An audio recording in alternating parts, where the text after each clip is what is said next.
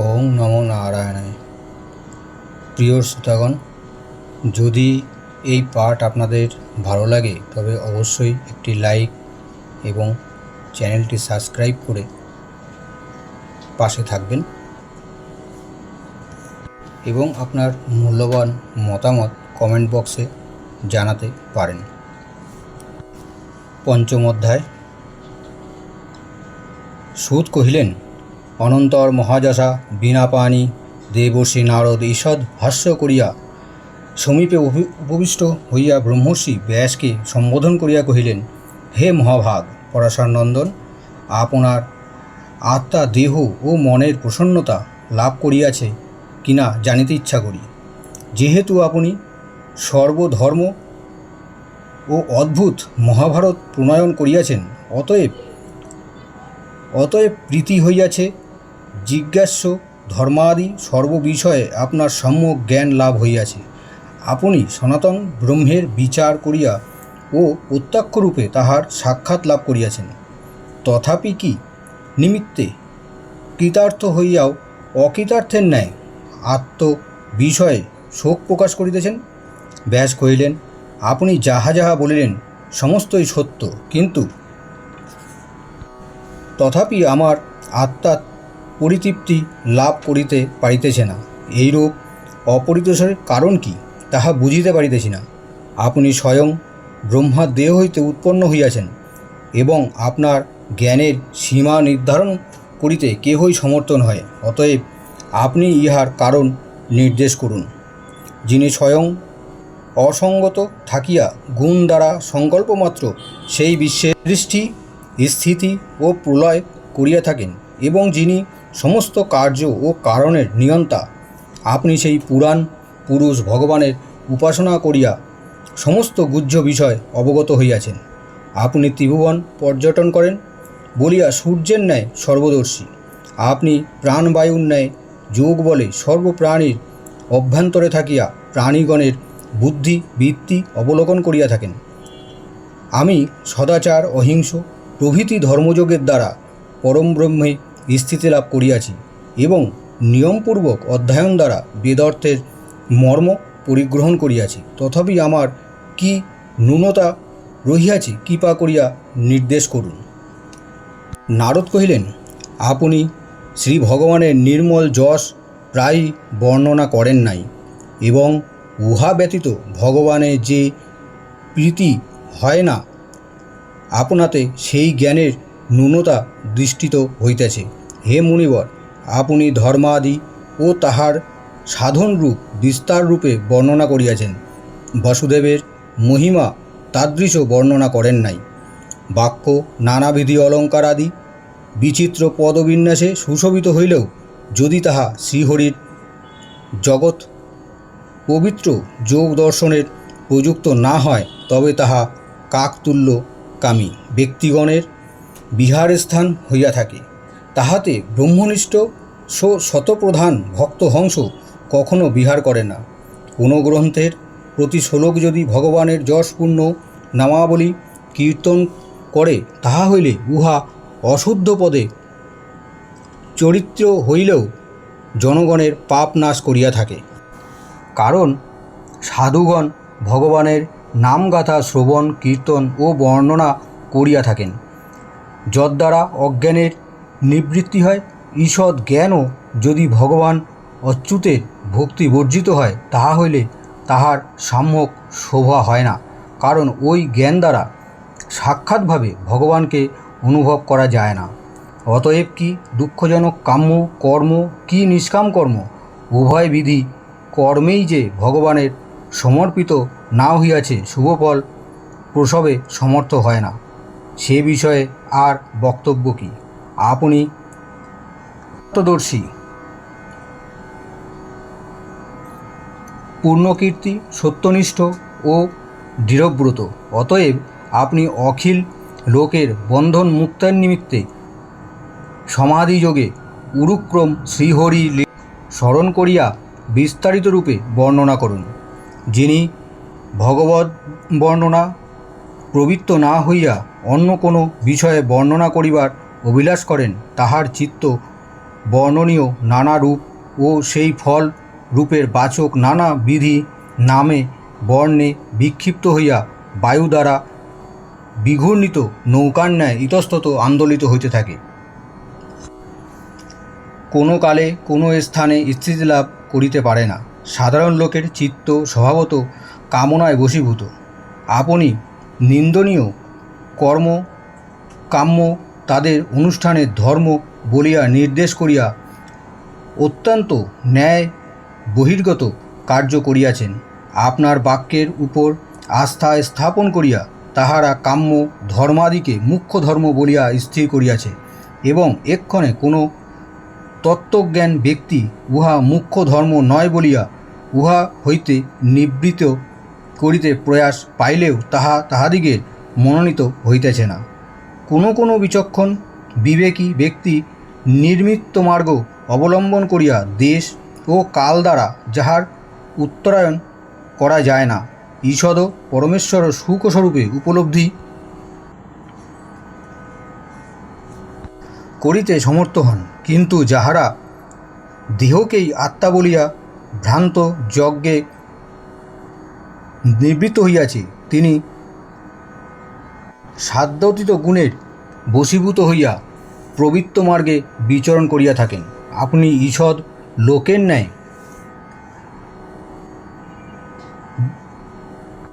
আপনি ঈদৃশ লোকের জন্য শ্রীহরির লীলা বর্ণনা করুন। যদি কোনো ভক্ত স্বীয় বর্ণে ও আশ্রমে অনুষ্ঠানে ধর্মে ও পরিত্যাগপূর্বক শ্রীহরির চরণাম্বুজে ভজনা করিতে করিতে ভক্তির অপক্ক অবস্থাতেই থাকে, তাহা হইলেও বিচ্যুত হন না অথবা মৃত্যুমুখে পতিত হন না। তথাপি তাহার নিজ জনিতে জন্মাদির আশা নাই। তাহার নিজ জনিতে জন্মগ্রহণ অসম্ভব হইলেও যদি তর্কের অনুরোধে স্বীকার করা যায়, তাহাতেই বা তাহার ক্ষতি কী? ভক্তির সংস্কার তাহার মনে জাগরিত থাকিবে। পক্ষান্তরে ভক্তিবর্জিত কেবল স্বধর্মের অনুষ্ঠান করিয়া কে বা কবে কৃতার্থ হইতে পারিয়াছে? অতএব ঊর্ধ্বত ব্রহ্মলোক ও নিম্নে স্থাবর পর্যন্ত সমগ্র বিশ্ব ভ্রমণ করিলেও যে ভক্তিধন দুর্লভ বিবেকী পুরুষ তাহাই লাভ করিবার নিমিত্ত সবিশেষ যত্ন পরায়ণ হইবে। বিষয় সুখের জন্য প্রযত্ন করিবার প্রয়োজন নাই। যেমন দুঃখ কেহই প্রার্থনা করে না, অথচ কালের দুর্লক্ষ প্রভাবে উহা সততই আসিয়া উপস্থিত হয়। এইরূপ পূর্বঞ্চিত কর্মের ফলে সুখ ও শুকরাদি নারকীয় জনিতে অনায়াসেই প্রাপ্ত হওয়া যায়। হে সূত, যিনি মুকুন্দের সেবা করেন, তাহার কুজনিতে জন্ম হইলেও তিনি কেবল কর্মনিষ্ঠ ব্যক্তির গণের ন্যায় সংসার দশা প্রাপ্ত হন না।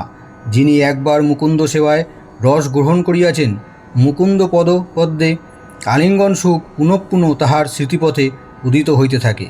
তিনি কোনো কালে আর তাহার পরিত্যাগ করিতে অভিলাষী হন না। ভগবান হইতে চেতন ও অচেতন সমস্ত পদার্থের সৃষ্টি স্থিতি ও প্রলয় হইয়া থাকে। অতএব নিখিল বস্তু ভগবান হইতে পৃথক না হইলেও ভগবানের নিখিল বস্তু হইতে পৃথক। এই বর্ণনীয় ভগবৎ লীলা আপনি স্বয়ং অবগত আছেন, তথাপি আপনি আপনার উহা অতি সংকল্পে বলিলাম। আপনি আপনাকে আজ পরম পুরুষ পরমাত্মার অংশ বলিয়া জানিবেন। আপনি জগতে হিতের জন্য জন্মগ্রহণ করিয়াছেন। আপনার দৃষ্টি অব্যর্থ, সুতরাং আপনার জন্য আচার্যের উপদেশের অপেক্ষা নাই। অতএব আপনি মহানুভব শ্রীহরির গুণাগুণ সমাধি দিক বর্ণনা করুন। সুধীগণ বলিলেন, উত্তম শ্লোক ভগবানের গুণবর্ণনায় পুরুষের তপস্যা, বেদ অধ্যয়ন, উত্তম যজ্ঞানুষ্ঠান, স্তবপাঠ, জ্ঞান ও দানের অক্ষয় ফলস্বরূপ। হে তপোধন, আমি পূর্বজন্মে কতিপয় বেদবাদী ব্রাহ্মণের দাসী গর্ভে জন্মগ্রহণ করিয়াছিলাম এবং পূর্বোক্ত যোনিগত বর্ষারম্ভে চতুর্মস্য ব্রত উপলক্ষে একত্র বাস করিবার সংকল্প করিলে আমি বাল্য অবস্থায় তাহাদিগের শুশ্রূষায় নিযুক্ত হইলাম। আমি বালক হইলেও আমার বাল চাপল্যতা ছিল না। আমার ইন্দ্রিয় সকল সংযত ছিল ও আমি অন্যান্য বালকের ন্যায় নানাবিধি ক্রীড়া আলাপ লইয়া থাকিতাম না। আমি অল্পভাষী ছিলাম এবং সর্বদা তাহাদের অনুবর্তী হইয়া থাকিতাম। তাহারা সমদর্শী হইলেও আমার শুশ্রূষায় পরিতুষ্ট হইয়া আমার প্রতি কৃপা করিয়াছিলেন। আমি সেই দ্বিজগণের অনুমতি লইয়া তাহাদিগের ভিক্ষাপাত্র সংলগ্ন অন্ন একবার মাত্র ভোজন করিতাম। এইরূপে প্রসাদ ভোজনের মহাত্মে আমার সমস্ত পাপ দূরীভূত হইল, চিত্ত নির্মল হইল। ক্রমে তাহাদিগের অবলম্বিত ধর্মের ভগবজ্জনের আমার রুচি উৎপন্ন হইল। তাহারা নিরন্তর মনোহর কৃষ্ণকথা কীর্তন করিতেন। তাহাদিগের কৃপায় আমি তাহা শ্রবণ করিতে পাইতাম। এইরূপ স্বাভাবিক সশ্রদ্ধাকারে প্রতিক্ষণ কৃষ্ণকথা শ্রবণ করিতে করিতে প্রিয় কীর্তি কৃষ্ণের প্রতি আমার পরম প্রেমভাব উৎপন্ন হইল। শ্রী ভগবানের প্রেম আস্বাদন করিবার পর আমার অবচিত জ্ঞানের আবির্ভাব হইল এবং সেই জ্ঞানের প্রভাবে আমি অনুভব করিলাম মায়াবর্তিত পরম ব্রহ্ম আমার স্বরূপ এবং স্থূল ও সূক্ষ্ম দেহের জ্ঞানা হেতু তাহারই উপর কল্পিত হইয়াছে। এই রূপে শরৎ ও বর্ষা কতিপয় মাস অহরাত্র মহাত্মা মুনিগণের শ্রীমুখে পবিত্র হরিসংকীর্তন শ্রবণ করিতে করিতে আমার পূর্বোক্ত প্রেম আরও প্রগাঢ় ভাব ধারণ করিল এবং তাহাতে রজ ও তমগুণ আমার চিত্ত হইতে তিরোহিত হইল। দীনবৎসল মুনিগণ আমাকে বালক হইলেও অনুরক্ত, বিনীত, শুদ্ধচিত্ত, শ্রদ্ধাবান ও জিতেন্দ্রিয় ও সেবানিয়রিত দেখিয়া গমনকালে কৃপা করিয়া অতিগুহ্য সাক্ষাৎ ভগবানের শ্রীমুখ নিঃসৃত তত্ত্বজ্ঞান বিষয়ক উপদেশ দান করিলেন। ওই জ্ঞানোদকের সঙ্গে সঙ্গে আমি বিশ্ববিধাতা ভগবান বসুদেবের মায়ার স্বরূপ ও কার্য হৃদয়ঙ্গম করিলাম। এই জ্ঞান লাভ করিয়া ভক্তগণ ভগবান বসুদেবের স্বধামে গমন করিয়া থাকেন। এতদ্বারা হইয়াও সূচিত হইল যে ঐশ্বর্যপূর্ণ অচ্যুত ভগবানের অর্পিত কর্ম ত্রিতাপ ব্যাধি পরম ঔষধস্বরূপ। কর্ম কীরূপে কর্মবন্ধন হইতে মুক্তির সহায়ক হইতে পারে এইরূপ আশঙ্কায় অবসর নাই।